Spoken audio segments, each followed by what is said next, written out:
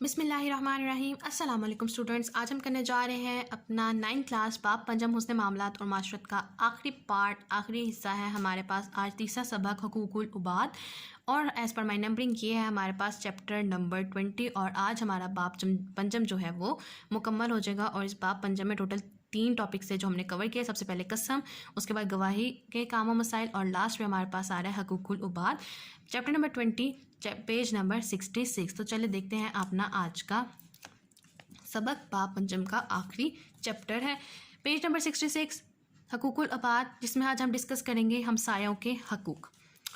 अपने उसी तरीक़ेकार के मुताबिक रीडिंग करेंगे, जिसमें सब इंपॉर्टेंट पॉइंट्स को अंडरलाइन करेंगे जो हमारे पास MCQs और शॉर्ट आंसर्स के लिए इंपॉर्टेंट होंगे। और उसके बाद हम चलेंगे अपनी मशक़ की तरफ, जिसमें हमारे पास 3 चीज़ें होती हैं, MCQ, शॉर्ट आंसर्स और लॉन्ग क्वेश्चन।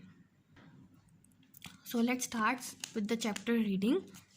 हकूकुल उबाद से मुराद बंदों के हकूक़ हैं। ये पॉइंट हमारे पास MCQ से आ सकता है। माशरती और इज्तिमाई ज़िंदगी में हर इंसान दूसरे इंसान का मोहताज होता है, क्योंकि इंसान अपनी बुनियादी ज़रूरियात अकेला पूरी नहीं कर सकता, लिहाजा इसे बाज़ ज़िम्मेदारियाँ अदा करने से कुछ हकूक़ हासिल होते हैं। कुरान और सुन्नत की तालीमात में माशरे की तरक्की का दारोमदार इस बात पर है कि इंसान खैर और भलाई के कामों में एक दूसरे के मददगार बने, इनकी हमदर्दी, इसार और खैर ख्वाही पर मुबनी हो।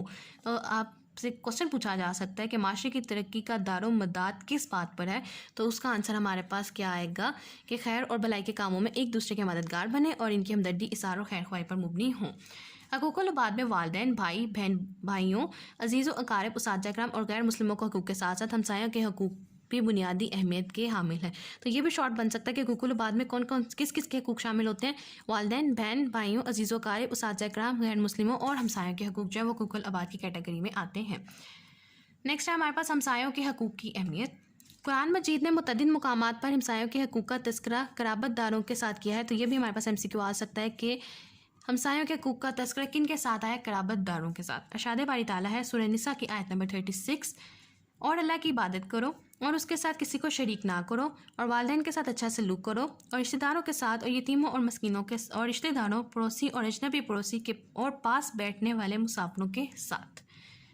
कुरान मजीद की इस आयत के मुताबिक पड़ोसियों की 3 किस्में हैं, रिश्तेदार पड़ोसी, करीब रहने वाला पड़ोसी और थोड़ी देर का पड़ोसी। तो ये हमारे पास शॉर्ट क्वेश्चन आ सकता है, और बल्कि हमारे पास एक्सेस का शॉर्ट क्वेश्चन भी है कि कितनी किस्में हैं पड़ोसियों की, तो वो हमारे पास आ जाएंगी 3 एग्ज़ाम। नेक्स्ट पेज नंबर 67, नबी करीम सल्लल्लाहु अलैहि वसल्लम ने हमसाये के हकूक़ की अदाई को ईमान का हिस्सा करार देते हुए 3 दफ़ा इरशाद फरमाया, अल्लाह की कसम वो ईमान वाला नहीं। अर्ज़ किया गया, ए अल्लाह के रसूल कौन? फरमाया, वो जिसके शर से इसका पड़ोसी महफूज ना हो। ये सही बुखारी की हदीस नंबर 6016 है। इस्लाम की नज़र में हमसाये में सिर्फ साथ रहने वाले लोग शामिल नहीं, बल्कि एक महल्ले में रहने वाले कारोबारी, शराकतदार, हम सफ़र और हम जमात, एक दफ्तर और अदारे में इकट्ठे काम करने वाले तमाम अफराद हमसायगी के दायरे में आते हैं। तो ये भी हमसे आ सकता है कि हमसायगी के दायरे में कौन कौन से अफराद शामिल हैं, तो वो आपके पास ये 2 लाइन्स जो हैं वो इसका आंसर आ जाएंगी।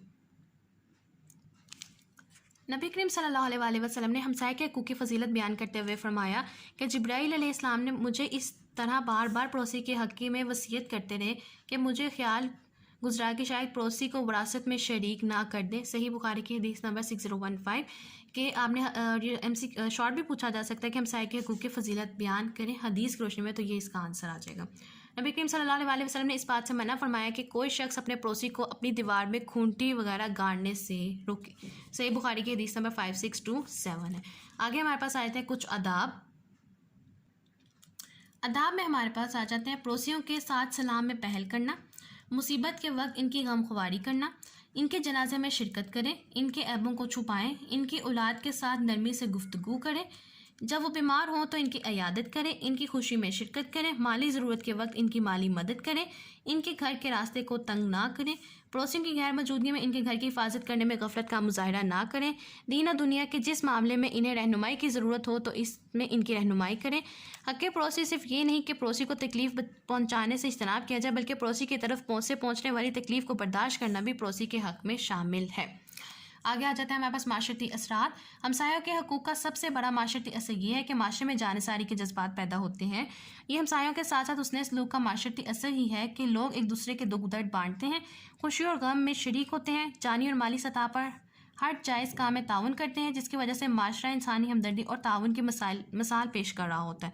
अफराद माशरा रियासत की तरक्की में मदद और मुआवनत साबित हो रहे होते हैं, और यही हमदर्दियाँ हुस्न सलूक किसी रियासत को कामयाब बनाता। हमें चाहिए कि हम हमसायों के हकूक़ अदा करें ताकि दुनियावी और उखरवी ज़िंदगी में कामयाब हो सकें और हमारा माशरा तरक्की की राह पर गामज़न हो सके। तो स्टूडेंट्स, ये था हमारे पास आज का सबक, जिसमें हम लोगों ने हकूक़ुल अबाद का डिस्कस किया, और इसमें जो है हमसायों के हकूक़ के ऊपर उन्होंने ज़्यादा डिस्कशन की हुई थी, और पूरे चैप्टर में उन्होंने हमसायों के हकूक़ को एक्सप्लेन किया। और मुझे उम्मीद है कि आप लोगों को ये सबक समझ आ गया होगा, और इसमें भी हम लोगों ने काफ़ी सारे इंपॉर्टेंट MCQs और शॉर्ट के लिए देखा जो हमारे पास आ सकता था बोर्ड पॉइंट ऑफ व्यू से, जो हमारे पास इंपॉर्टेंट चीज़ें थी। आगे मूव करते हैं MCQs की तरफ। हकूक़ुल अबाद से मुराद है बंदों के हकूक़। कुरान मजीद के मुताबिक पड़ोसियों की इकसाम है 3। जिस शख्स का हमसाया भूखा और वो ख़ुद पेट भर कर खाए, इसमें नहीं है ईमान। हज़रत जिब्राईल अलैहिस्सलाम ने किन के हकूक़ के बार बार तकीद फरमाई? हमसाए। कुरान मजीद में रिश्तेदारों के हकूक़ के साथ तस्करा है पड़ोसियों के हकूक़ का। सेकंड पार्ट आ जाता है हमारे पास मुख्तसर जवाबात का। पहला सवाल है हकूक़ुल अबाद का मायनी और मफ़हूम बयान करें। इसका आंसर है पेज नंबर 66, फर्स्ट पैराग्राफ। इसका हमारे पास आंसर है हकूक़ुल अबाद से मुराद बंदों के हकूक़ हैं। माशरती और इज्तिमाई ज़िंदगी में हर इंसान दूसरे इंसान का मोहताज होता है, क्योंकि इंसान अपनी ज़रूरियात को अकेला पूरे नहीं कर सकता। कुरान और सुन्नत की तालीमात में माशरे की तरक्की का दारोमदार इस बात पर है कि हर इंसान खैर और भलाई के कामों में एक दूसरे के मददगार बन के इनके हमदर्दी और इसार और खैर ख्वाही पर मुबनी हो। हकूक़ुल अबाद में वालिदैन, बहन भाइयों, अज़ीज़ों, क़ारिब और साथी कराम और गैर मुस्लिमों के हकूक़ शामिल हैं। ये था हमारे पास फर्स्ट शॉर्ट। सेकंड शॉर्ट पे आते हैं। कुरान मजीद में पड़ोसियों की कितनी इकसाम बयान की गई हैं? इसका आंसर है page number 66, last 2 lines. Quran Majeed में इस आयत के मुताबिक पड़ोसियों की 3 किस्में हैं: रिश्तेदार पड़ोसी, करीब रहने वाला और थोड़ी दूर का। और अगर इस क्वेश्चन को आप मज़ीद अच्छा करना चाहते हैं तो आप ये सूरह निसा की आयत नंबर 36 इसके आंसर में ज़रूर मेंशन करें। यह आपके एग्जामिनर पे अच्छा इम्पैक्ट डालेगा और आपके शॉर्ट आंसर्स को, आपके आंसर को जो है वो प्रेजेंटेबल करेगा। तो आई विल सजेस्ट कि ये 2 लाइन्स लिखने के साथ साथ आप ये आयत का तर्जुमा भी मेंशन करें। आगे आ जाता है थर्ड शॉर्ट। हमसायों के 2 हकूक़ बयान करें, और हमसायों के हकूक़ में आ जाएगा कि हमसायों के पड़ोसियों के साथ इस्लाम में पहल करें, मुसीबत के वक्त इनकी गम खुआरी करें। और इसके बाद आप ये लाइन लिखेंगे कि पड़ोसी सिर्फ ये नहीं कि पड़ोसी को तकलीफ से पहुँचाने से इज्तनाब किया जाए, बल्कि पड़ोसी की तरफ से पहुँचने वाली तकलीफ को बर्दाश्त करना भी पड़ोसी के हक़ में शामिल है। फोर्थ शॉर्ट आता है हमसायों के हकूक़ के 2 माशरती असरात तहरीर करें। इसका आंसर है हमारे पास page number 67, last paragraph, heading दी गई है माशरती असरात।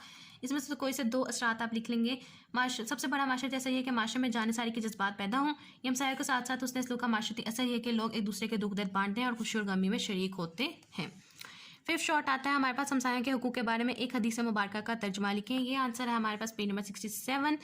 हदीस मुबारका का तर्जुमा लिखना है। सही बुखारी हदीस नंबर 6015 और है सही बुखारी 5627 जो है वो इसका आंसर आएगा।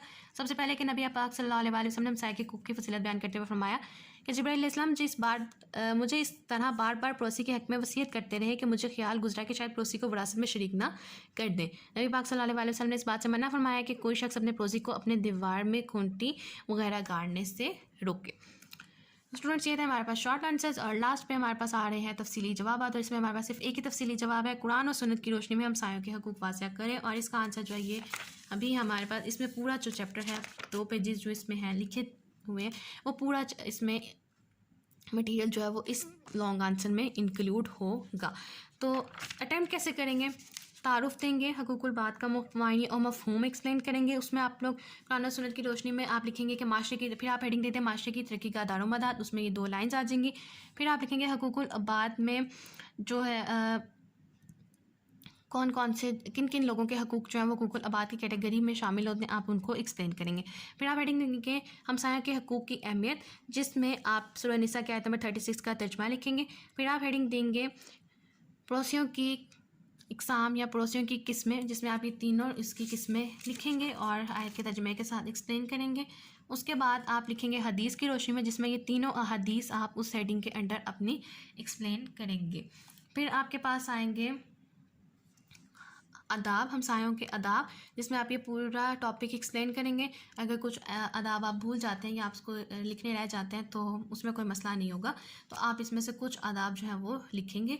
लास्ट में आप हेडिंग देंगे माशरती असरात, जिसमें आप हमसायों के हकूक़ का के माशरती असरात या माशरती असर जो उसका होता है माशरे पर, वो एक्सप्लेन करेंगे। और लास्ट पे हासिल कलाम लिखेंगे, जो कि आपको इस चैप्टर में ऑलरेडी उन्होंने बना कर दिया गया है।